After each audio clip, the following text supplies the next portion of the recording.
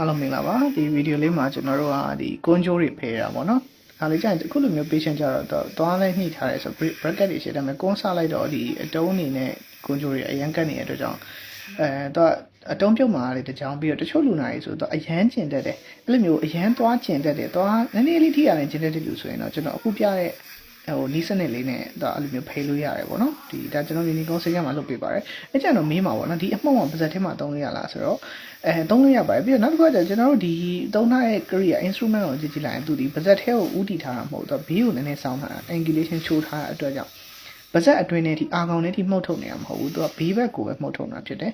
အဲ့လိုဆိုတော့အခုလက်ရှိ patient ဆိုရင်ကျွန်တော်တို့အရင်ဆုံးကြောက်ချစ်စီကြောက်ချစ်တာတော့ကြောက်ချစ်တဲ့ဆက်နဲ့ချစ်တာ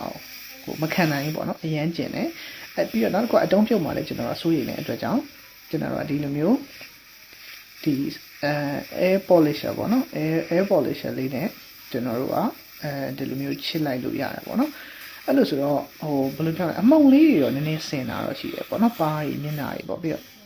ကျွန်တော်တို့အပေါ်မှာတစ်ခုအုပ်ထားဖို့တော့လိုတာပေါ့နော်အင်ဂျီပေါ်တွေပါမဆင်အောင်တော့အုပ်ထားလို့လောက်ထားတယ်ပေါ့နော်ဒါပေမဲ့တစ်ခုရှိတာသူဒီတချို့နည်းနည်းနာတတ်တဲ့လူဆိုရင်တော့အထက်မှာရှိအမုံလေးတွေကတဖုံးကိုရိုက်မိရဲဆိုရင်တော့နည်းနည်းဆက်ပြင်းပြင်းလေးပေါ့နည်းနည်းလေးဆက်တော့ပဲရှိတယ်ဒါပေမဲ့နားတဲ့အဆင့်လောက်ထိတော့မရှိဘူးပေါ့နော်အဲဒါကြောင့်မို့သွားကွန်ထရိုးရှိတဲ့လူတွေဆိုတဲ့လာချစ်လို့ရ